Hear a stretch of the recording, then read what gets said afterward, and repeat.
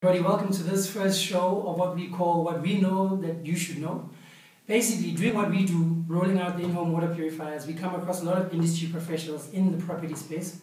And in that, we get a lot of valuable information which we would like to share with you.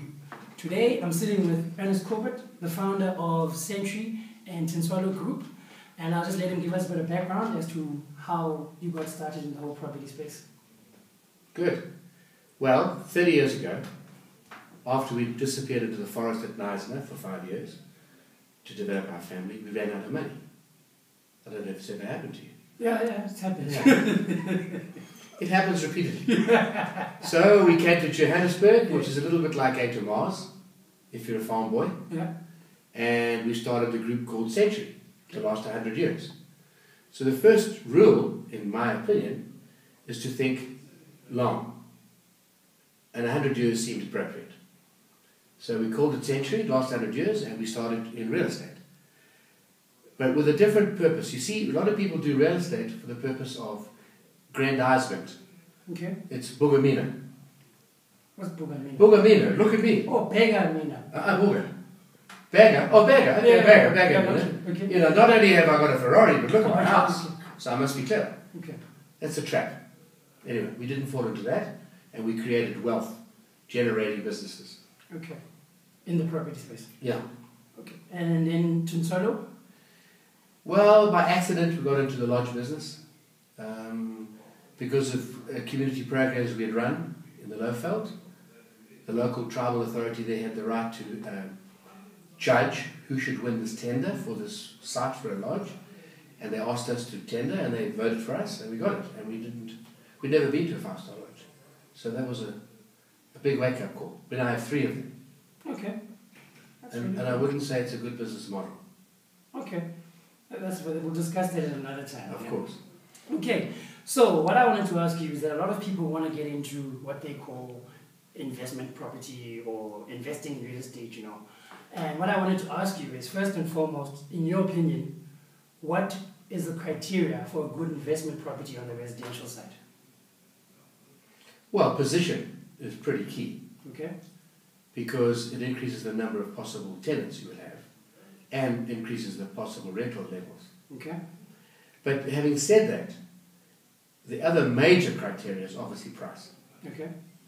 So if one thinks in the box, it's difficult to create. One's got to be a little bit creative. So in my opinion, it would be clever not to necessarily just buy from a developer, okay, you know, a block of 10 units and let them. It's okay to do that, and you'll certainly win in the end. Okay. But it's a tough road because you'll be paying in for the first couple of years. Yeah.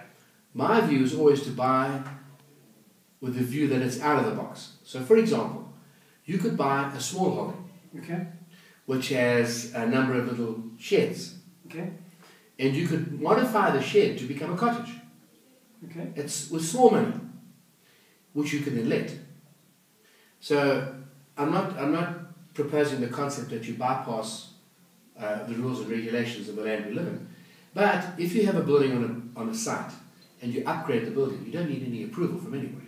Okay. So it's a shortcut. Because these days, unfortunately, our country is going down a road of becoming more and more first world, on the one hand, with its rules and regulations, and yet it's becoming more third world in the real world. It actually is a third world country. So we have all these restrictions. So to get the EIAs and the consents, it's a minefield and it's expensive. So for me, the key is the concept of creating a passive income. By passive, I mean it mustn't take up a lot of time. Okay. You see, you can't be at it all day because then that's your income to live on. Yeah. Because that's the next point that I'd like to make is to differentiate between the income that you live off, yeah, and the income that you use to create capital. Yeah. They're not related at all. Okay. And the mistake most people make is when they earn more money, they spend it. Okay. That isn't how it is. You should decide on what lifestyle you want, earn accordingly, and live off that. And if it means you have a second-hand car, that's fine. But over here, create passive income, which eventually will create capital, which you reinvest. You never spend it on holidays or new cars, ever. Yeah. It creates more passive income. And I'll give you an example of that. When I left school or university, I was an estate agent. Yeah. I had two friends come to me and say, listen, they want to get involved in developing in the residential market. What should they do? And I'm now talking of 50 years ago. Okay. The one wanted to build a perfect house and sell it to make a maximum profit. Yeah. By the time I'd showed them 3 or 4 plots to build on, I realized that, to have a perfect house is an impossibility. So I sent him to another agent because I realized it's a waste of time. Okay. The other guy was he was a rugby player, not to derage rugby players, but generally they were a bit slower-witted. They're more serious, should we say. Okay, yes, more serious. Let's go. Because, this guy was like one of these. Yeah. And he said to me, listen, this is my master plan. Okay.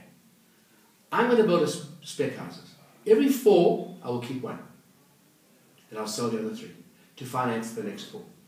To the point where I can eventually keep 2. And then 3, and then 4.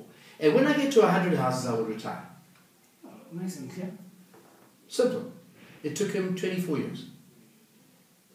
And he had 100 houses in Westville. And his average rental today, I'm guessing, is probably 15,000 a month. Jeez. So it's not a bad income. Yep. 1.5 million a month. And he didn't need an MBA for that. No. And the interesting part about it is, the guy that wanted a perfect house drove a fancy BMW on HP from a bank. This guy drove a bakkie that he bought. It was so rusted because it was in Durban, he had to build the back out of wood. On his bakkie? Yeah, but it was paid for. Okay. And he said to me, a bakkie doesn't make money. I will drive this until it falls apart, but I'm going to create a passive income. Big difference. Okay. So your story kind of leads on to what I was going to ask you, which is, what do you recommend? Because a lot of people want to buy property, upgrade it, then sell it. So they want to invest for capital gains, and others do it for, as you said, rental income. So judging from the story that you shared, would you recommend investing in property for rental income? Definitely. Versus the capital gains? Yeah. Okay. And one of the main reasons is because you build up your equity in a building. Say, for example, you buy for $1 million. Okay. And your mortgage is 750. Let's say. Okay. Your equity is 250. Right. Okay. After 4 or 5 years, it's worth $1.5 million. So now your equity is 750. Okay. Okay. If you were to sell it, you'd pay tax. If you kept it for income and you increased the mortgage, the increased mortgage money you now get, it's not taxable because it's not a profit. Aha. So you take that and you buy another one. That's the trick. That's one of the reasons we were successful, because we never, as I said earlier, we created capital to create more capital to create capital. For years and years I had second-hand Crusaders, second-hand Corollas. I had put no attention on Bugamina, would you say? Bergamina. Bergamina. Okay. But I guess you will both right, because some people will say, okay, yes. Okay, and then final question. Right now in Johannesburg, if you were to buy an investment property, where would it be and why? Well, depending what you're going to go for. I mean, if it's industrial or it's commercial. Or let's do residential. Residential, fine. I would tend to come to the north. Okay. Where? Well, if you look at if you had to, the thing to do, which most people never do, is to go and talk to people that know the environment well. For example, the city engineer and the roads engineer of Johannesburg. Go and talk to him. Where would you find him? In the civic offices. Okay.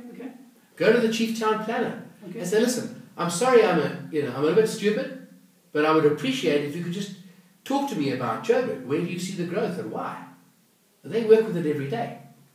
But most people think they know better. Now those guys will tell you, well, hang on a second, in 10 years' time, there's a new road coming here. Really? Yes. Like, look at William Nicol. 3 years ago, that was nothing. And now, values have changed dramatically. So you need to understand, if you're going to get involved in investment, you've got to be professional. You must take a professional approach. So you talk to those experts, you talk to town planners, and you understand the matrix of real estate. What is the matrix? Why is that a small holding and why is that for townhouses? What's the difference? You need to understand that fully. Then you can look. Okay. Yeah, and the other thing in the north here, you see, there are more areas getting more sewage connection, which is the key. Without sewage, you cannot build townhouses. Okay? Okay. So you need to find out where is the sewage. Where's it going to come? Buy the small holding now, rezone it when the line comes through, possibly subdivide it into two, sell the one half, which pays for the other half, gives you a bit of cash, and you build 40 units or 20 units. Nice. That's going to cost you. I'll pay you with coffee. Thank you very much. Pleasure. Look forward to doing one of these again with you. Okay. And I hope you all get value out of that. I'll provide some information, just some links around some of the companies that we spoke about earlier, Century and Tintswalo, at the bottom of this video. Thank you and enjoy.